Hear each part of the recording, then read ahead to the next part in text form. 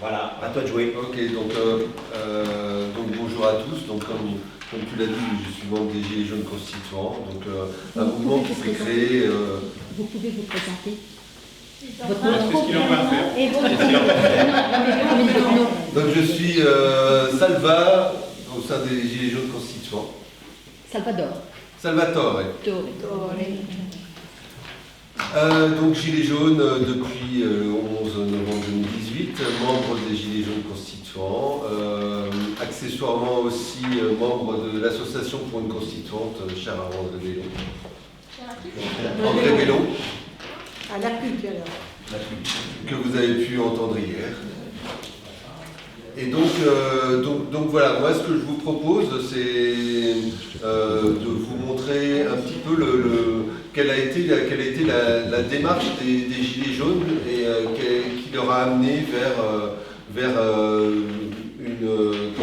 des propositions, et notamment vers la proposition d'une constituante, puisque comme nous appelons les Gilets jaunes constituants, c'est que nous aspirons à la mise en œuvre d'une constituante.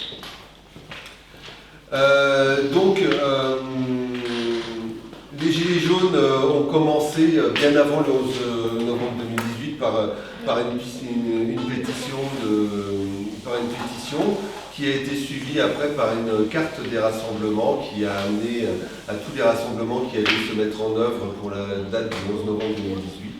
Et puis, une personne qui s'appelle Éric Drouet qui a proposé de dire, voilà, pour montrer que vous adhérez à ce mouvement qui est en train de se mettre en place, mettez votre gilet jaune sur le tableau de bord de votre voiture. Donc ça a commencé comme ça au départ. Ce mouvement est monté en puissance dans les réseaux sociaux. Donc je laisse aux personnes leur libre arbitre pour définir comment des choses montent en puissance dans les réseaux sociaux ou ne montent pas en puissance. Le fait est, c'est que ce mouvement des Gilets jaunes est monté en puissance et est devenu énorme. Pour autant, ce mouvement était vraiment un mouvement qui était spontané, qui était lié au ras-le-bol d'une partie du peuple qui était écrasée par les taxes et par une baisse du niveau de vie. Et donc ils avaient la possibilité de montrer leur détresse et de penser être écoutés, reconnus et entendus. Grâce à ce mouvement, les Gilets jaunes et les personnes qui étaient un petit peu dans la solitude et dans la détresse de leur situation, ils se sont rendus compte qu'ils n'étaient plus seuls et ils pouvaient se mettre à discuter ensemble. Chose importante, les Gilets jaunes ont toujours été dès le début à partisans, à syndicales, à religieux, et il y a toujours eu une volonté à ce qu'il n'y ait pas de hiérarchie, et donc que ce soit le consensus qui domine, tout en apportant un aspect très important à la prise d'initiative, c'est-à-dire que chacun pouvait prendre une initiative et qu'elle sera accompagnée. Donc l'objectif était que l'État prenne en compte leur situation et y apporte une réponse. Malheureusement, ce qu'on a pu voir, c'est que la réponse a été que le mépris, le dédain, puis la violence. Je rappelle qu'il y a eu notamment 27 éborgnés, 10 arrachés. Et que, pour la petite histoire, 27 éborgnés, c'est pas un hasard. Donc si c'est pas un hasard, c'est quelque chose de volontaire. Et donc, si c'est volontaire, il y a une chaîne de commandement. Et donc, il serait intéressant de savoir jusqu'où remonter cette chaîne de commandement. Mais il y avait vraiment une volonté de casser ce mouvement et de faire peur aux gens. J'en profite pour saluer la proposition qu'a fait André Bellon de demander une commission d'enquête parlementaire sur la violence faite aux Gilets jaunes. Proposition qui a été faite officiellement, qui pour l'instant n'a pas été retenue par aucun député à l'Assemblée. Donc donc voilà, il y a des postures quand on est à l'Assemblée, mais quand il faut prendre en compte un certain nombre de choses importantes, c'est différent. On en parlera peut-être un petit peu plus tard, mais nous, par exemple, au niveau des Gilets jaunes constituants, nous avons travaillé sur la dette et nous avons demandé à ce qu'il y ait une commission pour travailler sur la levée de l'anonymisation de la dette publique de la France. Nous avons contacté tous les députés, les 577 députés. Nous avons eu un accusé réception. Donc voilà, je vous laisse le soin de vous faire votre opinion sur l'état de nos institutions. C'était qui ? C'était Monsieur Lassalle. Bah ouais, pas étonnant. Fort de cette non-réponse, parce qu'en fait, il y avait vraiment une attitude où c'était presque une demande à l'aide, où les gens se disaient, voilà, on en fait appel à nos institutions et ils vont nous répondre, ils vont comprendre notre situation et ils vont nous aider. Et face à cette non-réponse et face à ce mépris, il y a eu vraiment des débats et des assemblées, des débats sur les ronds-points. Et vraiment, l'objectif, c'est d'avoir une réflexion sur nos institutions, sur la façon dont elles fonctionnaient. Et donc, quels pouvaient être les remèdes face à ces institutions. Donc, et on se rend compte que malgré l'article 2 de la Constitution, qui dit que le gouvernement du peuple, par le peuple, pour le peuple, en fait, on se rend compte que voilà, c'est une mascarade et que on est en termes de république, on parlera plutôt de république, où on a un régime, présidentiel où on a une personne qui centralise quasiment tous les pouvoirs. Où c'est plus ou moins le fait du roi, où il nomme on a des nominations au niveau du Conseil constitutionnel, du Conseil d'État, des hauts magistrats. Et puis on voit que on a un fonctionnement avec les partis politiques qui sont censés amener des tendances idéologiques et recueillir la volonté de la population pour construire un schéma politique et pouvoir l'amener et avoir une majorité et pouvoir amener des solutions. Aujourd'hui, on se rend compte, et je vous propose de voir, il y a une vidéo qu'a fait également André Bellon avec nous, les Gilets jaunes constituants, où il explique un petit peu quel est le devenir de ces partis politiques, où on est passé de partis politiques qui avaient une idéologie et qui avaient une représentation et qui avaient des fondements, à un système d'autogestion avec des politiciens qui font carrière dans la politique. Précédemment, jusqu'à il y a une cinquantaine d'années, on avait des politiques, mais qui avaient un métier. Aujourd'hui, nous avons des gens dont le métier est d'être des politiciens. Et derrière cette modification, ça n'a l'air de rien, mais on se rend compte qu'au final, on a un système où les gens n'ont qu'une envie, c'est de maintenir leur situation et de s'auto-maintenir dans une caste où on est là pour se faire réélire, pour avoir ces mandats, pour pouvoir se financer, et derrière on a ce système médiatico-politique qui se nourrit de tout cela, et en fait on voit que ça devient malheureusement un paravent, ou on va dire une pièce de théâtre où on vous propose un fonctionnement de l'État, et on se rend compte qu'au final, derrière, on a des enjeux avec des lobbies, avec le monde de l'argent, avec la sphère mondialiste financière qui, elle, derrière, par l'intermédiaire du marché, a les rênes en main, et c'est elle qui dicte leurs lois. Et donc on vous demande de voter pour des gens qui sont en représentation, qui soi-disant vous représentent, mais ils ne sont qu'en représentation, mais ce n'est pas eux qui ont le pouvoir politique. Alors on a la personne exceptionnelle qui représente ça, c'est monsieur Macron, effectivement, puisque monsieur Macron a ces deux aspects, c'est qu'en fait il est adoubé par la sphère mondialiste, puisqu'il est membre il est Young Leader de la French American Foundation, il est Young Leader du Forum économique de Davos, il a été adoubé au groupe Bilderberg, et donc il a tous les instruments pour pouvoir déployer cette idéologie mondialiste. Et en franco-français, on va dire, voilà, il a eu cette reconnaissance et le fait d'être amené par les grands pouvoirs industriels ou financiers français, puisque on sait très bien qu'il a été supporté par la sphère médiatico-politique et qu'il avait des liens avec M. Arnault, avec M. Niel, etc., etc.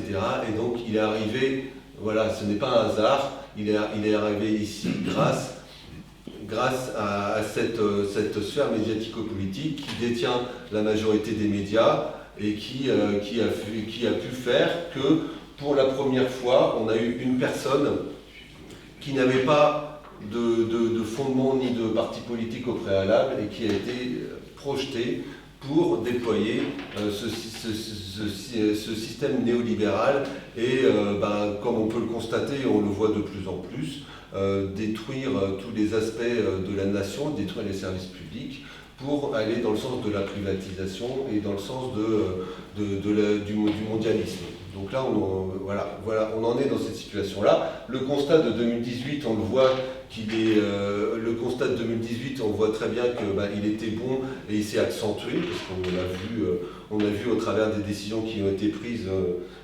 pour le Covid, et on le voit maintenant sur la réforme des retraites. On le voit que, en fait, alors que normalement il doit être le garant des institutions et le garant de la volonté du peuple, en fait il n'en a rien à faire. Lui, ce qu'il fait, c'est qu'il déploie le système néolibéral et il s'attache à supprimer nos services publics et tout ce qui est la force de l'État, par l'intermédiaire de l'Europe, par l'intermédiaire de la finance. Et donc voilà. Donc sur les débats que nous avons au sein des ronds-points, il y a surtout dans un premier temps le RIC qui est apparu comme pouvant être une solution et qui a été vraiment porté par les Gilets jaunes.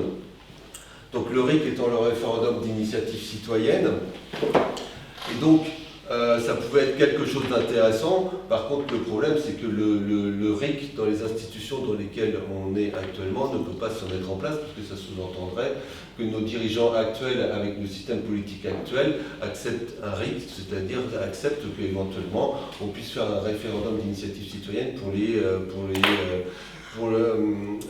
les destituer. Donc voilà, c'est un système qui au jour d'aujourd'hui, ne peut pas fonctionner en tant que tel. Nous, les Gilets jaunes constituants, donc nous sommes arrivés pour essayer d'apporter un petit peu de notion dans le combat des idées. Et dans le combat des idées, on a une première chose, alors je sais que ça va peut-être pas forcément plaire, mais bon, c'est pas très grave, on est là justement pour un petit peu faire en sorte que les gens réagissent, hein. Donc c'est là l'intérêt, c'est que nous on considère que ce système est l'ennemi de notre société, et donc nous on a nommé l'ennemi. Et donc parce que effectivement nous avons des ennemis qui protègent leurs intérêts à notre détriment. Donc je vais vous lire la partie de notre manifeste politique qui est notre ennemi. Donc à la question de qui est notre ennemi, nous répondons que notre ennemi premier est l'ensemble des organisations financières et spéculatives, ainsi que leurs ramifications dans les médias, les ONG, les think tanks, les groupes de pression, les lobbies d'influence. Nous constatons que la domination totalitaire de notre ennemi repose sur 4 piliers. Premier pilier, le monopole de la création monétaire aux mains des banques privées. Deuxième pilier, une dette illégitime, irremboursable et en continuelle augmentation. Troisième pilier, le formatage de l'opinion publique par le contrôle oligarchique des médias de masse, des industries, du divertissement, des instituts de sondage et de certaines ONG pour promouvoir l'idéologie mondialiste, marchande et libérale. Ces entités travaillant à la destruction des principes moraux et éthiques à l'intérieur de notre société et des frontières à son extérieur, au nom d'une prétendue marche vers le progrès et la modernité. Quatrième pilier, la Constitution, la loi au-dessus des lois, écrite par ceux qui devraient la craindre, nos représentants politiques. À la question des buts matériels de notre ennemi, nous répondons maximisation des taux de profit et élargissement infini du domaine de la marchandisation. Ce totalisme financier et mondialisé est l'ennemi des Français et de tous les peuples souverains. Il ne s'arrêtera pas par lui-même et il finira par nous plonger tous dans un chaos social et écologique absolu, dans sa course folle au profit, portée par les valeurs du matérialisme, du consumérisme, de l'individualisme et du politiquement correct. Ne pas vouloir reconnaître et dénoncer cet implacable et inhumain ennemi, c'est se faire son allié objectif et son complice dans ses crimes. Au-delà de ces valets serviles et de ces idiots utiles, l'ennemi joue aussi de la lâcheté et de la résignation de chacun d'entre nous.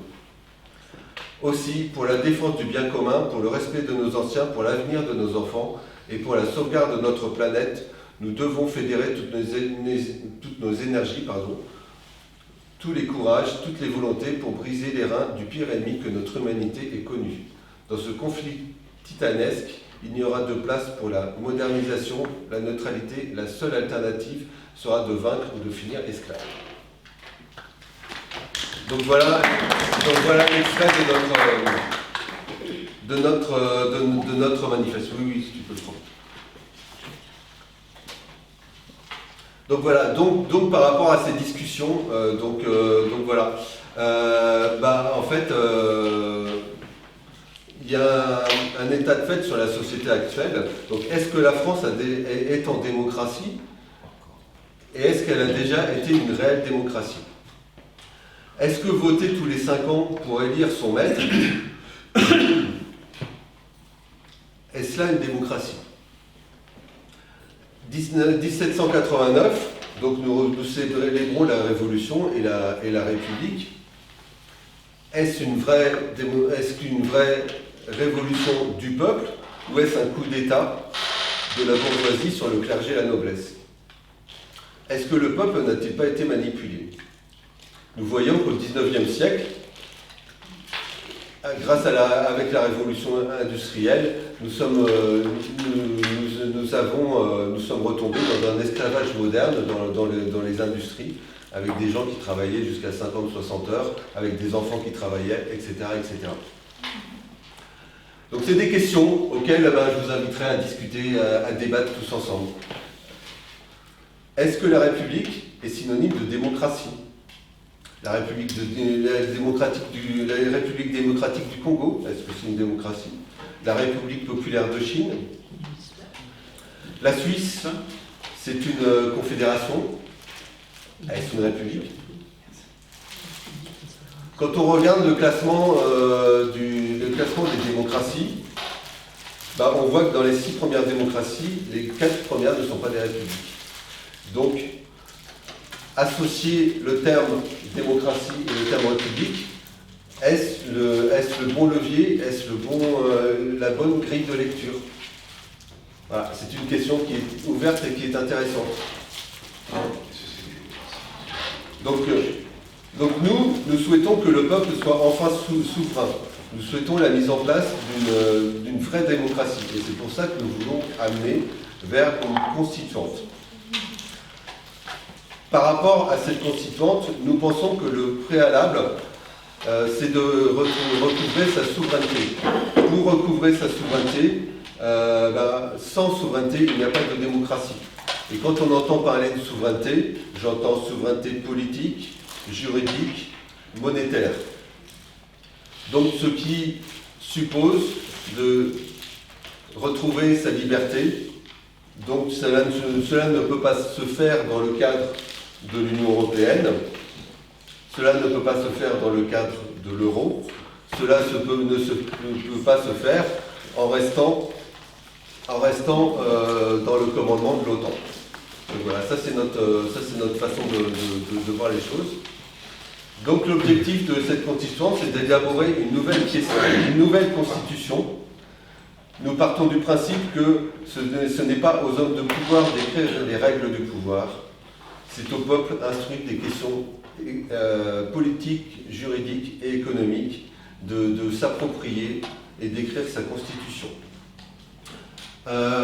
Contrairement à ce qu'on peut parfois penser, nous ne pensons pas que nous devons faire partie d'une élite pour pouvoir écrire les règles du pouvoir et la Constitution. Il y a plusieurs aspects. Moi, je le vois de façon politique, mais je peux le voir aussi de façon professionnelle, et je peux le voir aussi au travers des discussions que j'ai pu avoir. Alors, moi, de mon côté, je suis peut-être un cas que vous allez penser rare, mais qui n'est pas si rare. C'est-à-dire que je suis gilet jaune et je suis cadre dirigeant dans une entreprise. Donc voilà, on peut être gilet jaune et cadre dirigeant. Et je peux vous dire par expérience que j'ai pu avoir des discussions beaucoup plus constructives, intelligentes et structurées avec des gens qui étaient dans les ronds-points. J'ai eu des discussions philosophiques et sur l'avenir de l'humanité avec des personnes qui étaient des opérateurs, des chauffeurs. Et je peux vous dire que j'ai discuté avec des cadres dirigeants, avec des PDG, et que ces gens n'avaient pas du tout ce niveau-là et n'avaient pas du tout cette perception. Malheureusement, parfois, l'ambition et l'égoïsme n'est pas compatible avec l'intelligence. Et que l'intelligence n'est pas la compétence et que la compétence n'est pas le niveau social. Donc voilà, il faut pas toujours se tromper. Et pour moi, pour pouvoir construire quelque chose, effectivement, nous avons besoin de spécialistes, nous avons besoin de gens qui sont qualifiés, nous avons besoin de gens qui ont des idées, et nous avons besoin des gens qui décident. Et moi, j'ai besoin que tu conclues. C'est quand je commence, voilà. Là, j'ai vraiment besoin que tu commences à conclure.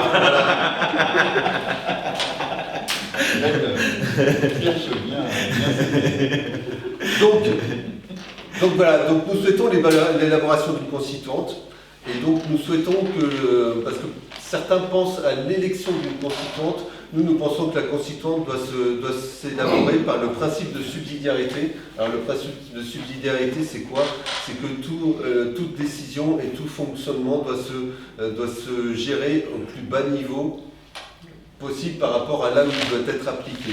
Donc par rapport à ça, nous ce que nous voulons, c'est que la constituante parte des assemblées locales dans les circonscriptions, voire même dans les pays, les territoires, les anciens territoires, on va dire, voilà. Parce que les circonscriptions, c'est très administratif. Les territoires, ça a plus de sens. Voilà, la Beauce, l'Étampouin, le Lurepoix, la Sologne. Donc voilà, ça pourrait être une idée. Et donc ce que nous souhaitons, c'est que en fait, les assemblées locales réfléchissent à certains thèmes et puissent déléguer ou envoyer des personnes à l'Assemblée constituante ces personnes-là pourront évoluer en fonction des thématiques abordées. Et de se dire, voilà, par exemple, si on parle de budget, on va envoyer plutôt cette personne-là. Si on parle d'environnement, on va envoyer une autre personne. Et nous, ce que nous souhaitons, c'est que pour que ce mode de fonctionnement soit sain et fonctionne, nous avons besoin de contre-pouvoir et de contrôle, justement, des gens à qui on donne un mandat. Et donc, nous souhaitons qu'il y ait des mandats impératifs et révocatoires, pour que si la personne ne répond pas aux aspirations et ne répond pas à ce pourquoi le groupe l'a mandaté, on puisse pouvoir interagir. Et donc, nous souhaitons à ce que la Constitution soit écrite dans ce cadre-là, et nous souhaitons également que soient mis en place des référendums réguliers sur les décisions de politique générale, de budget, d'orientation. Et donc il faut qu'il y ait notre volonté, c'est qu'il y ait une respiration entre le local et le national par le biais des assemblées locales qui sont reliées à la constituante, et également qu'il y ait des référendums réguliers pour pouvoir avoir l'assentiment de l'État et aller vers la démocratie directe. Donc voilà la façon dont nous souhaitons voir les choses. Effectivement, nous n'en sommes pas encore à cet aspect-là. Nous, notre volonté, c'est d'être dans l'intelligence collective, d'être dans le débat, et de faire en sorte que de plus en plus de gens aient ces notions-là de reprise en main de leur citoyenneté.